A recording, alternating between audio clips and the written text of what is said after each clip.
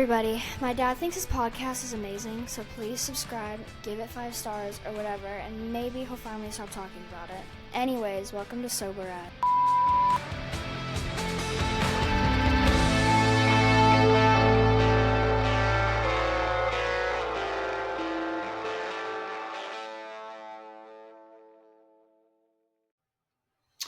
Hey everybody, welcome to the show. And what in the hell are you doing?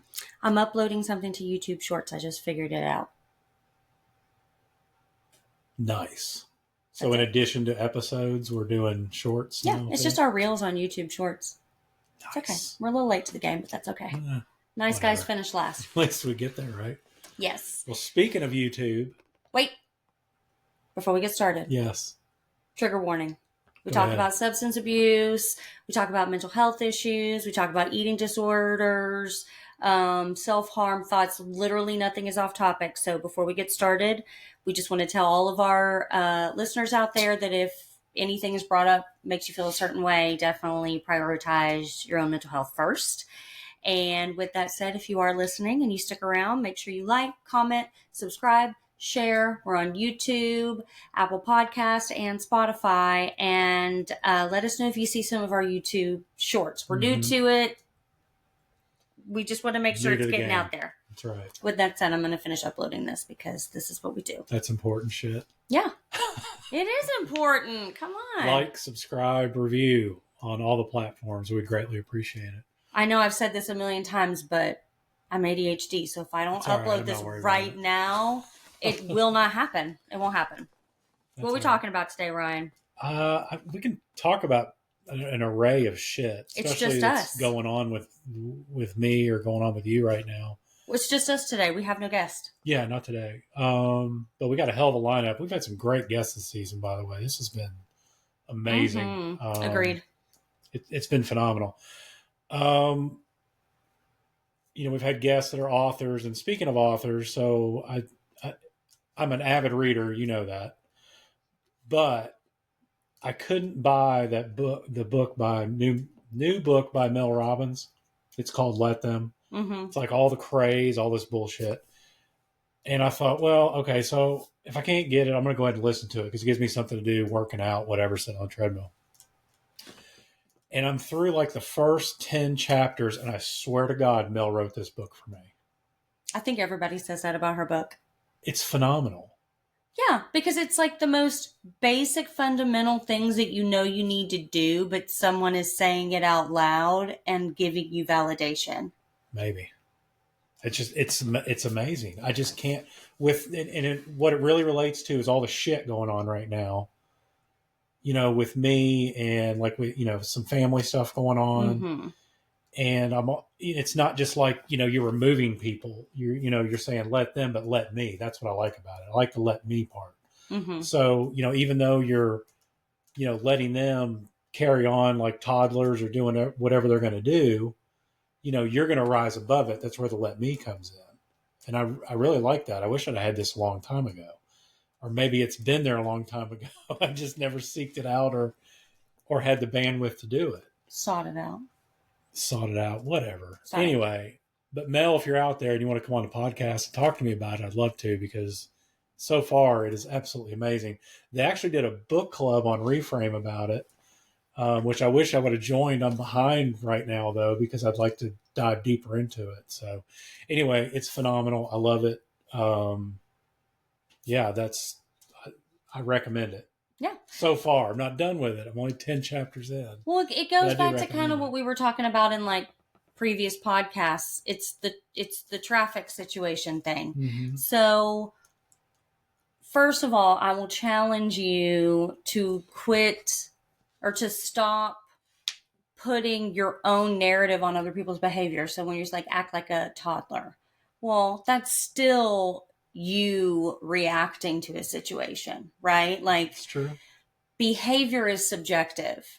So I think the whole let them theory is about not putting your own narrative on other people's behavior, because their reactions, their feelings and emotions are very real and very valid. And so that is why you let them. That is because it 99.99999% of the time has nothing to do with you, and something has triggered them. I understand that. So it is a mutual respect. It's a respect for yourself to say, I am not going to absorb or receive that because it doesn't have anything to do with me. But it's also respecting that other person's experience and reality and feelings about what is happening is very real. Mm-hmm. So it's a mutual thing. We get caught up in this. It's all about me. It's all about me, my feelings, my boundaries, me. You got to take care of yourself first and all that. And I 100% agree with that. But like all things, it can also border on toxic. Yeah. So yes, you have to take care of yourself first. The boundaries are for you. But at the same time, you also have to respect the human experience for everyone involved. And that's like anything else, it's a balancing act. Like sure I say this like, oh yeah, it's so easy. No, it's hard. Hard as hell. I'm a very, reactionary person, as you are, as the majority of people are, because I mean, what distinguishes us from any other species is our ability to problem solve and critically think and navigate our feelings. Mm-hmm.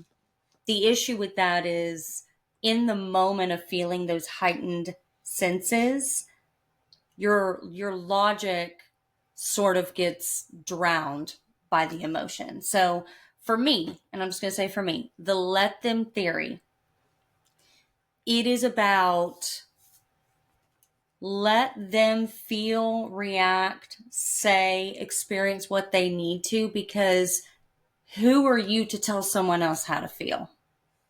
Who are you to tell someone else how to act? Yeah, I'm not going to do that. I'm just saying for me, if somebody's acting like a fucking toddler, I must say they're acting like okay, but you don't get to determine that someone is acting like a toddler. But I'm not determining that. I'm just saying for me. But you're going to let me say you're acting like a fucking toddler. Okay, but like, but I'm not going to say that to them. I'm just saying like I'm talking like just you and I, right? That's all this is, and everybody else out there, whatever. But I'm just saying that when you and I converse, to me that is like okay. I'm going to let them do whatever they need to do, right? I'm not going to put any energy into it. Are you sure? I am not going to, I'm positive, and I'm not going to let it affect me. Now, it used to. And a lot of that I test to my drinking. Mm-hmm. I really do. And my gambling addiction as well, because my thing was I was always trying to solve other people's problems. Would you agree with that? I would agree with that. I would agree with you still do that. So you try to navigate the things around you so that it functions the way that makes sense for you. Yeah, I'll try to dumb shit down or no. You don't dumb stuff down. Sure, I do. No, it's dumbing it down for you. Exactly. But just because something works better for you, or just because this route is best for you, does not make it the divine right route. Like laundry, okay? Mm-hmm. We're going to talk about this because we actually got in a really, really heated argument about this the other day, and it sounds so stupid because it is so stupid, but when I do laundry, I like to be in the laundry room, which we have a small laundry room, and I take the clothes from the dryer and I hang them up and I fold them and put socks and everything together right there, right? And the folded and stuff that goes in a drawer goes into the laundry basket, organized and everything. And then the hang clothes go up in the laundry room, and then people can come and get their hang clothes. And you do a great job at it. Okay, hold on. I'm not done. Let me, right? Yeah. I'm letting you tell your story. Right. And so when I'm doing chores, I like to listen to music. I like to take my time. Like anything that I'm going to do that is this tedious, menial task, I need to find a way to make it enjoyable or it won't happen. Okay. Sure. So it takes me a while. I can do it quickly, but like, why? Why do I need to? The way that you like to do laundry is you put all of the laundry in the laundry hamper. Let me explain why. Hold on. Let me tell, and then you can explain why. Okay. in the laundry hamper, Mhm. and you get the clothes from the washing machine to the dryer. And I get it. It's so that you can get things rolling and keep things moving. I'm not saying what you're doing One doesn't word. It's doesn't one make word. sense. Time. Well, but it doesn't really save that much time. It's just different. That's the thing is, It is. It's and then you different, take it into but the room and then you spread it out. For me, the way, and Mhm. you always refer to the way my head works, is I try to, and you know this, I always try to create more time for myself throughout the day. So for me, sitting in front of a dryer, folding clothes on hangers in front of the dryer, which could be running, Mhm. which takes 20, 30 minutes, when you could be drying clothes for 20, 30 Mhm. minutes. And then you got to take them to the bedroom anyway, sort them out, put them in drawers or whatever. When I could just throw them in a basket, take them in there, sort them out, hang them up, and do all that. To me, I've just saved myself Right. 30 minutes. Right. And I'm not saying you're wrong. The issue is not the laundry. So you didn't let me finish. I know. The issue is that when I'm doing the laundry, you get so triggered and frustrated that I am not doing it My the way. way that makes sense to you. Mhm. So it doesn't matter which way you do the laundry. Time that is what you tell yourself and it makes sense to you, and that's fine and dandy. Your issue is not the way that I do laundry, the way you do laundry. The issue is that if things are not going the path and the order that makes sense to you, that you find most efficient, then it like just is so irritating to you. So, But I should have just let you do the laundry and shut my damn mouth and been done with it. no. That's not the solution either. The solution is to truly work on being unaffected by how I do things. That's what I'm saying. I could have just gone on about my day. No, but it But I still would have could've. bothered you. To reach pure nirvana is when it literally no longer bothers you. I know, but I think if I would have just let it go, it wouldn't have bothered me anymore. I tried just saying my piece, and it ended up being a thing, which it shouldn't have been. I should have taken Mel's advice and just said, you know what? Let her do the laundry. Okay. You can't use... I'm going to rest is what I'm going to do. I'm going to go watch the basketball game. That's what I'm going to do. You do that anyways. Well, I do that when I do. I do that when I am. You're missing folding the whole laundry. point here.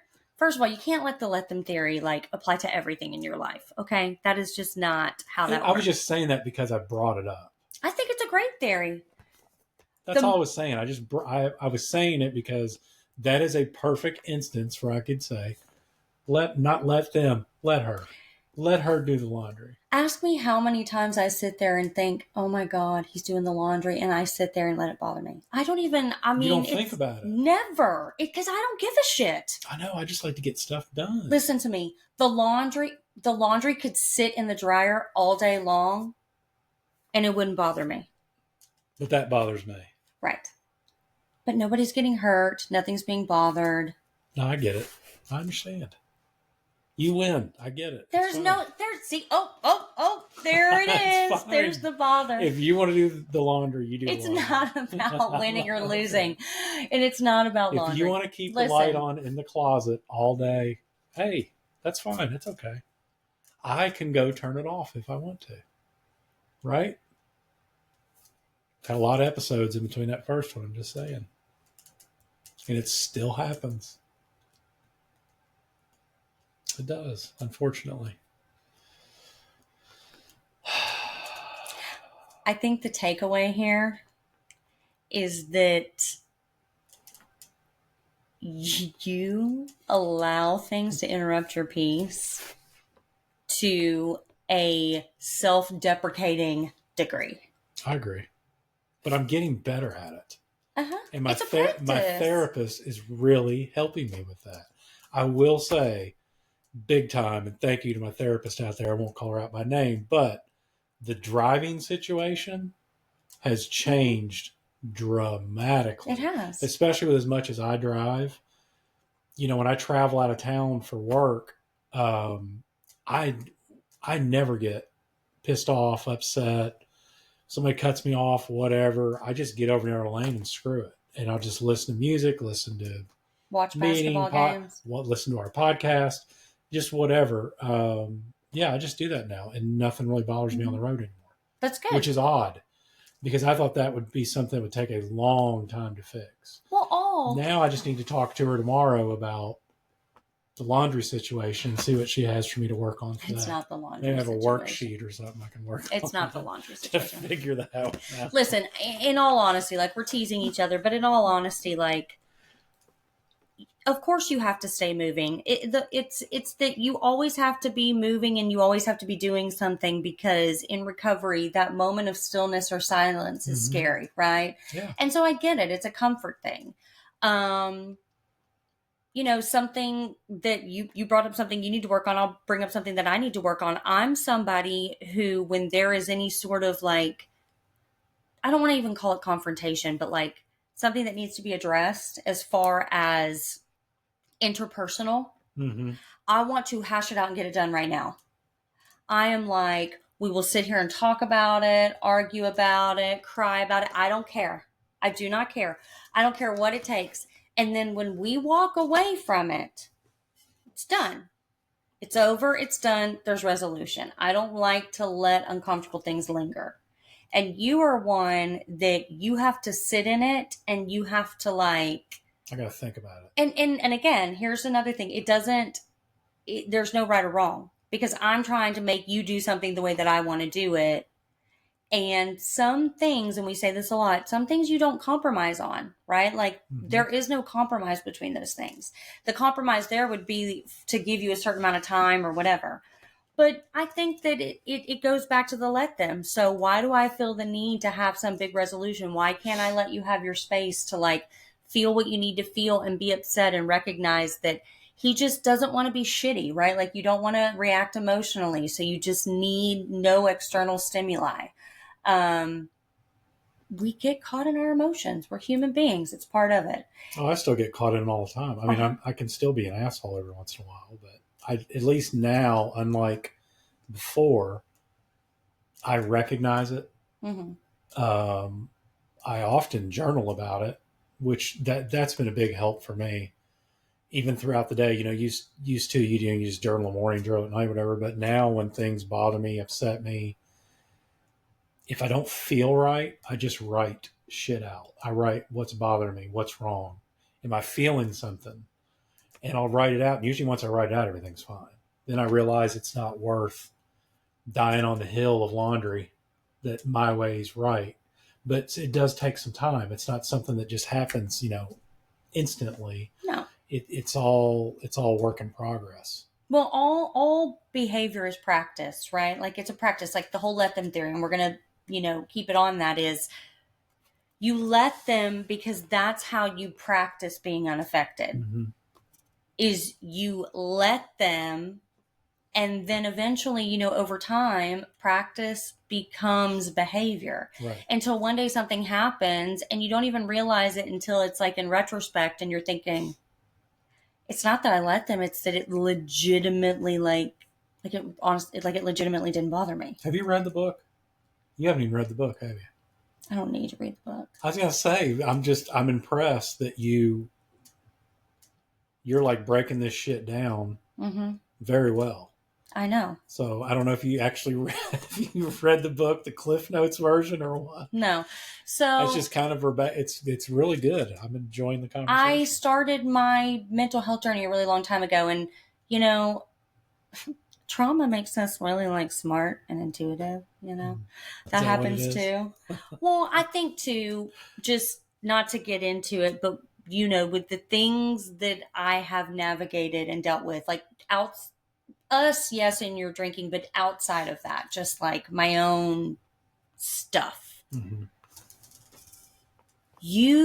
If you don't have those boundaries, and you don't learn the way your own brain functions, and you don't have some sort of understanding and compassion of the human experience, it will literally kill you. And that's where it got for me. I was like, I wake up every day miserable. Every day. I wake up every single day thinking, this isn't fair. Why do people treat me this way? Why does my life look this way? Why did I make these decisions? Why? And I got to the point where I wrote down everything in my life that I didn't like. and then sort of made a list of, well, these are the things that I'm not going to change. And it, whether it's right or wrong, whether I should have changed them, it doesn't matter. Just knowing myself and being honest with myself. These are the things I'm not going to change. So full transparency, like when you were in your drinking, I'm not going to divorce my husband. Mm-hmm. Like no matter what anybody says, you need to leave him. That's toxic, whatever. I'm not going to divorce my husband. I'm not going to give up my home. I'm not going to give up my life. And this is how I honestly felt. I'm not going to give up everything that I've worked my ass off for because somebody else can't handle their shit. This is not advice I'm giving. Okay. Like if you, whatever, but I'm not going to do that because in my mind, I thought that's not fair. And I'm not going to tell him to stop drinking, or I'm not going to do this with my mom or my brother. There was a lot going on, mm-hmm. right? Things that I could have changed, but I knew I wasn't going to. So then, okay, well, what can I do? I'm not going to change these external forces, so I have to change here. I can allow these things to disrupt me and change me, or I can do it anyways. And it's funny because my best friend, she would always say something like, oh, I would always tell her like, oh, I can't do that because he's going to get mad, or, oh, I can't do that. It's going to upset my mom or whatever. And she's like, fucking do it anyways. And not like with bad stuff, like things like I wanted to go out to eat, or I wanted to place a boundary with my mom and I didn't want to upset people. And she's like, just fucking do it anyways. Like, who gives a shit if people are mad at you? Like, are you hurting anybody? Are you going into debt? Like, are you going to be able to pay your bills? Mm-hmm. Are you being a total, like, bitch? Are you doing this out of some sort of anger or retaliation? Then do it anyways and let people be pissed. That's the chapter I'm on right now. I promise. Mel? It's about, no, I'm serious. It's about, honestly, it's about, worrying about your own shit because you're not keeping up with the Joneses. You know what I mean? Like I want to have that. I want to have that. I want to have that. But maybe you're not meant to have all. Maybe just you're you. Well, and why are you searching those things? And why are you searching that shit out? Now, if you want to have that because like that's something that you really want to have. You want to have a nice home. You want to have a nice car. That's a goal. That's fine. That's a goal and you work towards your goal. But if you are chipping away at who you are as a person. Yeah, that's a problem. The morals that you hold in order to obtain the thing, mm-hmm. then you need to reevaluate. Do you want the thing or what is it? Sounds like you're peeing. You're just pouring water. But yeah, it would be little things. And I say that to say, the problem with a lot of people is they take these certain things and they apply them to everything in their life. And you can't mm-hmm. do that, right?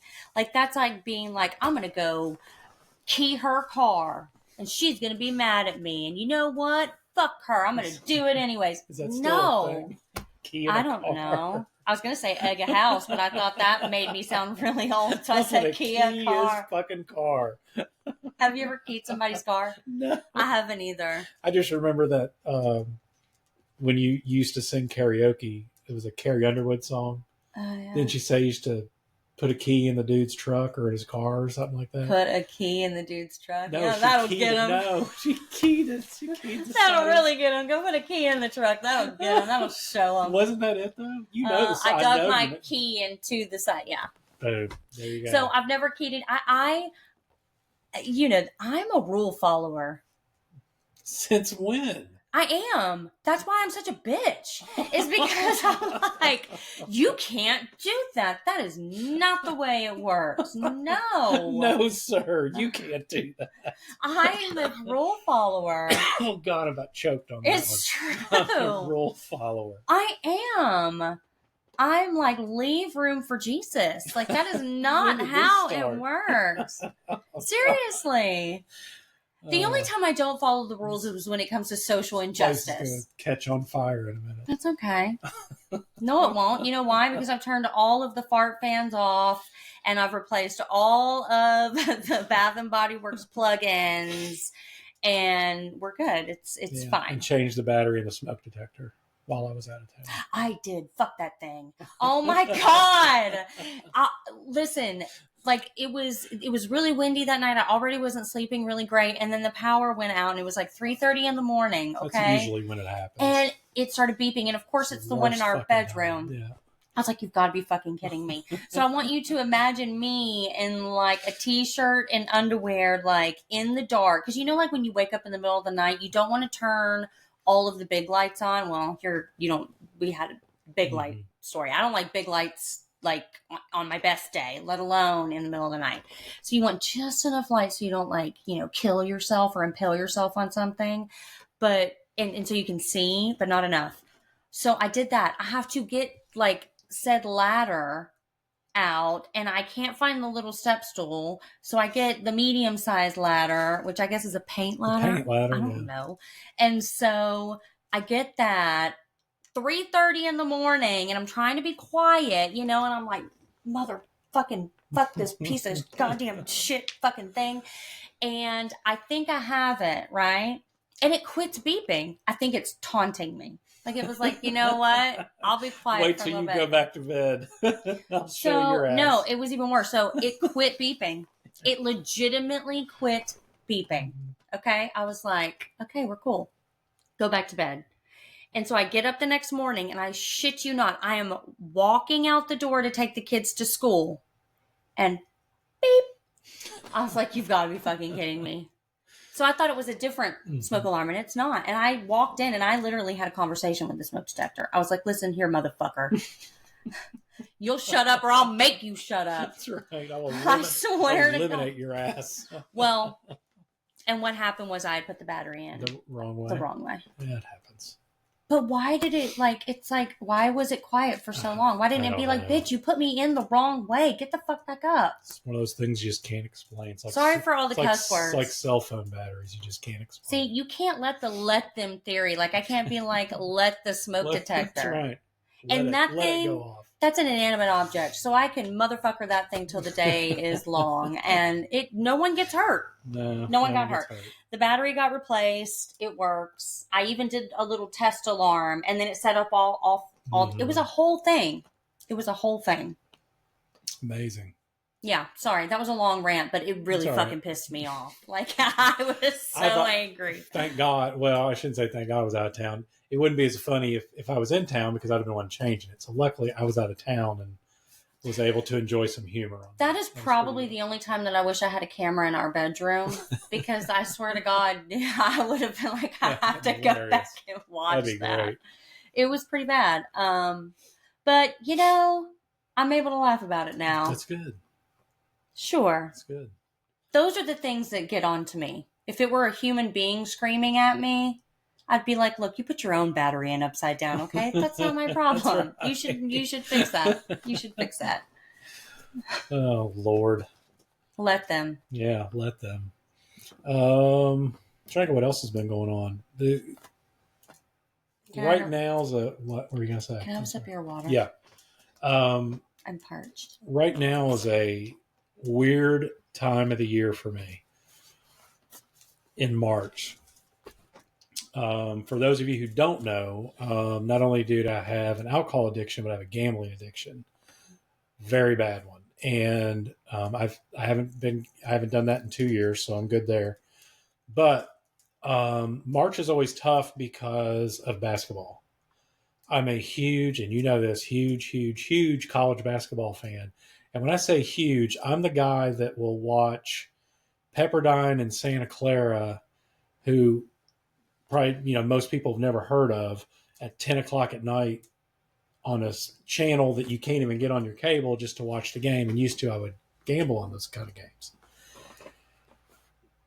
Last year, I did my speaker share in April. I did it around the Final Four. And I did that because it kept my mind on that and off of any type of sports betting or anything. Well, this year, I don't have that option. So I figured I would just air my dirty laundry out on the podcast. And it's just something it's the past 2 weeks have been hard on me mentally. It has mentally drained me because it is so, and I've talked about this before, it is so fucking easy to download an app and just start throwing your money away. Mm-hmm. It is so fucking easy. And, at the end of all these fucking ads that they play all the damn time, which I'm so sick of seeing, It's be a responsible gambler, gambling problem, dial this 1-800 number. And I'm telling you right now, it is fucking tough to find a place to talk about that problem. Mm-hmm. I have talked to Gamblers Anonymous. I've talked to another type, like website that follows their steps and stuff about getting more meetings. I've even told them I would be willing to help out, just because to me, I have more of an issue with that now than I ever did with alcohol. Mm-hmm. I think the alcohol was seemed to me pretty easy to quit. It was that's been hard. They have added some more virtual meetings, which is good. So I'm able to get on those, but even those, there's like, just a couple people, and it's hard to really. The point I love of Reframe is you get a lot of people. So you get a lot of different stories. You get the same people all the time. It just becomes mundane. Honestly, you turn the switch off. You're like, are we doing this again? You know what I mean? So when you have a small group of people, it's really hard to dig in when you've heard the same shit all the time. And I got a feeling that's what's going to happen there. So I figured I would just air it out here. And just let anybody know if somebody is struggling with that, you are more than welcome to reach out to me, because we can talk about it forever. We can swap war stories. I'd be happy to talk about it with anybody, but that's been bothering me the last 2 weeks. And honest to God, it's going to bother me. Luckily we've got a vacation coming up, and it's during the first round of the NCAA tournament, which is fantastic because I'm going to be riding fucking roller coasters and eating good food and going down water slides and shit, and I don't have to worry about it other than checking my phone to see if my beloved Wildcats are winning. I really hopefully won't give a shit, but that's been bothering me lately. Yeah, I think things like gambling, and I've talked about this with my mental health. I'm not trying to make this about me. This is about you, but you're right. You know what? It is about me. It's always about me. But when it's something that is untangible, like gambling, in my opinion, is something untangible, because you're right. It is a sneaky addiction. It's very sneaky. And I think that you get that now. Like when you first quit drinking, I would always come to you and be like, I don't have a group for my mental health stuff. And there are groups, just like with the gambling, but it's not the same. Yeah.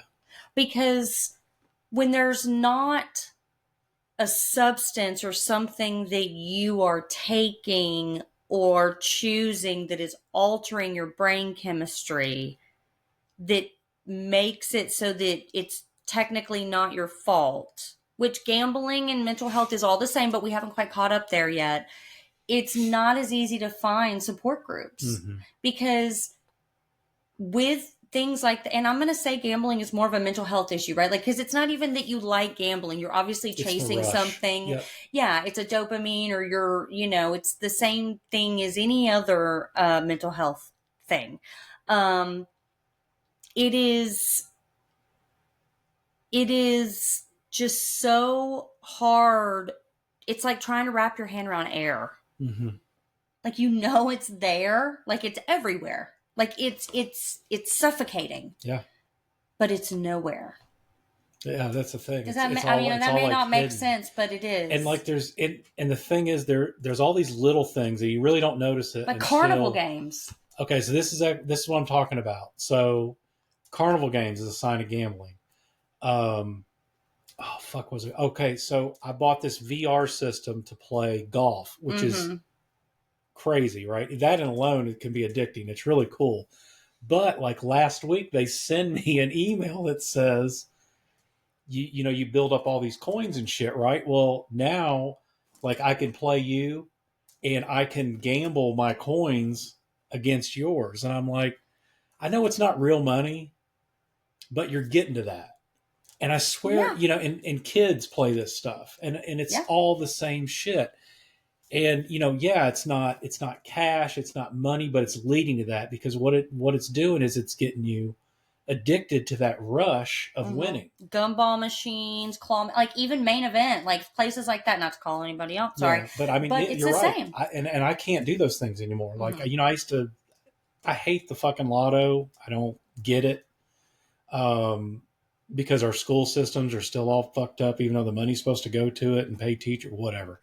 Anyway, you play the lottery, and it's amazing how I see all these people all the time literally sit by the cash register just scratching tickets for just minutes on end. Well, and I'm thinking, fuck, man, and every once in a while you'll win one, but then you're just right back doing it again because you're trying to retire. You know what I mean? It's like, well, and I damn, don't even think, bro. I think that people lose sight, like, but I can't even do that. Yeah. I literally cannot do anything to where there's any type of wager involved. Just like you said, if I go to main event or, that's a little different. But like, let's say you give cash for something. You do, and though. You're trying to win. I understand that, but I'm also, I'm letting my child do it. I'm not doing it. I just like to play the video games. But yeah, But it starts there. You're an adult, so you recognize that, right? And my thing with where the alcohol came into it was the alcohol made me chase. Whereas if you're in your right mind and realistically gambling, right? If you're in your right mind and you lose, a few $100s or something like that, you have a better chance of getting up off that table and leaving. Right. Or removing yourself from that machine saying, damn it, today was a shitty day, I'm going to leave. Which is why they give free drinks in Vegas or, other casinos, is because when you're sitting at that table and you lose those inhibitions to get up, and all of a sudden you're up $5,000, and instead of getting up, you decide, hey, I'm going to get another drink. And then you start doubling up and playing more. Well, and you're what-ifing yourself. Yeah. And you're like, damn, I could turn this 5 into 15 really quick. Not realizing you just won that 5 and you're about to lose it in 5 minutes. Right. You know what I mean? And a perfect, like when you and I would gamble together, it was a perfect example of that because I've never lost money. I am like a casino's, like they hate me. Oh, yeah. Because I think they're posted up in the casinos. They're like, don't let this bitch in. I've never lost money at a casino. And that's not a flex, right? Like, that's not like I'm such a good gambler. No, it's because I take a certain amount of money and I'm like, once I get back down to the amount of money I brought, I'm done. And I get up. I mean, I really should thank Lily because I was pregnant on our honeymoon. We took our honeymoon months later. And she probably saved our lives because I would, and I still can't believe I got away with this in Vegas. Anytime you would get $100 chip, I would take it and I would just very sneaky put it in my purse. And I think the reason I got away with it is because you had told them, like, she's my wife, I don't care. And I remember we'd wake up the next day and you'd be like, man, I lost so much money. And I'd be like, here's $700. Yeah. Like, oh my God, I love you. But, it's because I was pregnant. I was sober. Like, I was sitting there. I mean, and even if I hadn't been, I don't have a problem with gambling, but that's the difference. My mom hated gambling, hated it. My brother hates gambling. Yep. And I think that you would hear her talking about it. Yep. And she took us to Vegas twice when we were kids. Once my brother was diagnosed with Crohn's. We went there to see a specialist, whatever. And she took $25. You just have to think, just like she was in her mid-30s. She's like, I'm going to play a slot machine. Like, ooh, I'm so bad with my kids, know? And this was in Vegas when the kids weren't allowed to they weren't really allowed to linger in the casino. But if it was, 1990 nothing, they didn't give a shit.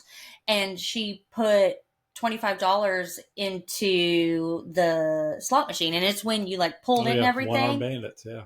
And she got nothing back. And she's like, fuck that. I don't want to. Wasting my money. She's like, I don't like things that I put my money into and I don't get anything back for. But that's the difference, right? For her, she's like, it doesn't make sense to me. But then, everybody has something. There's something else that she was chasing. And the thing about gambling is you in your logical mind, that. Oh, sure. But gambling's not logical. The alcohol played with gambling because the alcohol made you care less about how much you were losing. Oh, big time. Yeah. Until you wake up the next morning. Well, because I would always look at you and you would have all these chips. And I'm like, but how much money did you spend to get all those? You're like, no, I'm up. I'm like, I don't think you're up. I know you have X amount of thousands of dollars there, but unless my math is wrong, I'm pretty sure you are in a hole. But there's no convincing that. And you're right. It is hard. When we go to Dollywood or Disney or anywhere and we see those stupid carnival games, I'm sure the kids think that we are assholes because they're like, oh my God, can I play for a teddy bear? I'm like, hell no, keep walking. I will literally take you to the dollar store and buy you a stupid teddy bear. Yeah, I've had to, eliminate a lot of little things like, just because I don't want to go down that road. And it's, even like with fantasy football, I was me, a huge fantasy football guy, and I would play it for free. But now I feel like I can't even do that because I'm afraid what that might lead to. So anyway, I've kind of gone off on a tangent about that, but I think that's great. I wanted to get it out because honestly, for anybody listening that, maybe having that issue, because this is a really rough time of year. Hell, I think it's probably worse than the Super Bowl because there's just so much action, so many games every day. I'm just thankful that I won't be around for them. We're going to be out of town for it, which will be good. So, but I think the fact that you can recognize that in yourself and talk about it and be like, it sucks. I mean, there's nothing I can do about it. I think that's important because so often people are trying to satiate, like in our society and in our culture, it is all about pain relief. I mean, think about it, like over-the-counter medications, even, like we're all about like getting rid of the pain and softening the pain, and not that that's a bad thing. Like, meditation and all of the things, the programs are great, but pain and discomfort, we've kind of lost the truth behind those. Like, that is your body's way of talking to you and saying, hey, I need you to pay attention to this. Like, don't try to numb this out. Like, I am flaring this up for you so that you are aware that this is happening. And I think that when you try to overcompensate sometimes, I'm not talking about you. This is like the you out into the universe you. When people try to overcompensate sometimes and just go, I don't want to feel anything negative. Like, some people would be like, oh, well, I'll just to satiate that, we'll do a little like bracket or whatever at home with the kids and we'll bet on like candy. You know what I mean? Which seems so harmless. And it is harmless until it's not. Yeah. Sometimes. Even the office pools and shit like that. I mean, there's just so many things that go into it. And honestly, people don't think about it. Well, which I get. And people don't have a problem with it either, which I 100% understand that. Me personally, I do, and I can't go down that road for anything. Well, and it makes you more conscious about the things you say, right? Like I don't even think I've told you this. I have had to catch myself so many times. Not that you would get mad or anything, but I just want to be better. Like from saying like, I bet you, like, and it's just I don't mean it literally. Yeah. Like, I bet you, half a penny that, like, not even a real bet, but No, I just say I challenge you. You know well, what I mean? Like, challenge you, but like, you to do this it's made me more aware of the language and the energy I'm putting out there. And I think that anybody, and I'm not going to go down this political rabbit hole because that'll be for my own podcast one day, but for anybody who says things like, oh my gosh, you just can't say anything anymore, or people are so sensitive, or oh my gosh, nobody knows how to take a joke. And you used to be the person who said that, right? Big time, yeah. But now you realize like, no, it's not that people are too sensitive, and it's not that you can't say anything. It's that you're being a fucking dickwad, and you just don't want it flagged. Yeah. And the safe thing is if something you're about to say or do, if you have to pause and think, is this appropriate? Then the answer is like, don't do it. Don't do it. Yeah. Because nobody gets hurt from you just pivoting. Same thing about like giving booze as gifts and things like that. It's the same thing. And it doesn't mean you should feel like shit about the way you did things before, but when you know better, you do better. 100%. And sometimes you just have to sit in the shittiness of it. Like sometimes there's not a journal or a meditation or a meeting or anything. You literally just have to like sit in your shitty diaper. Well, it's like when my mom died. I would have given anything to have something to make that pain go away. But would I have? No. Yeah. That's there. Sit in that. It's all it's still going to be there at the end of the day. Yeah. Not to bring it down negative, but you come out of it a much stronger person because you're like, because you're dealing with it and you know how to deal with it. Mm-hmm. And are you ready for me to bring it full circle? This is the moment. You know, like in the old TV shows, The More You Know or some shit. No. That. Like all of the old TV shows. I say old. We are so old. You mean like the 90s? The 90s TV shows where there's always the teaching lesson in the end. The lesson. Like we've been rewatching Home Improvement. And it's always like lesson. Here's the lesson. Great fucking show, by the way. Here's the lesson. I'm so glad it's on Netflix. In allowing yourself to sit in your shittiness and not numbing out the pain. Mm-hmm. It teaches you to be a less reactive person so that you can let them ... The more you know. You like how I did that? I love that. It's a great way to end the podcast. In all seriousness, to bring the podcast to an end, we like to get on here just the two of us and talk every once in a while. We have guests on here and we love all of our guests, but we want to, it's called Sober as Fuck, but really we should just call it As Fuck because it's for sobriety, mental health, gambling, grief, loss, eating disorders. I have binge eating disorder, OCD, ADHD, all of the things. The initials. I have all of the acronyms and still getting diagnosed. I'm not going to go off on this tangent, but you know this. I have my eating disorder. I think is the thing that I struggle with the most. So this is an inclusive space. Never hesitate to reach out or think, oh, well, they're just a sober podcast. We started this as a sober podcast because you got sober, but this is growing into so much more. Quickly. And there's really not anything that anybody could tell us or say to us, I think, that would shock us. No. We've had friends who are sex addicts and everything. Although I've said, you know, you think you've heard it all and then you don't. And that's usually what happens. But yeah. And we got a great guest lineup coming up here in the next couple months too. So we're just going to keep churning them out. You know what I heard in my head that made me think, I'm really old to We're getting close to 1 year of doing this shit, too. Keep rolling.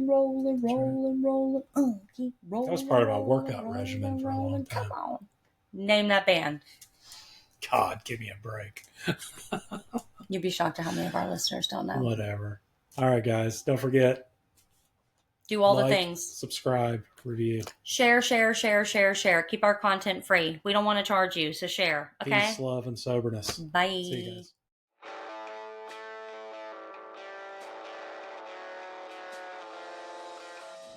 If you love the podcast, which I know you do, please like, subscribe, and hit that notification bell to get notified every time we post. That's right. Dropping them, baby.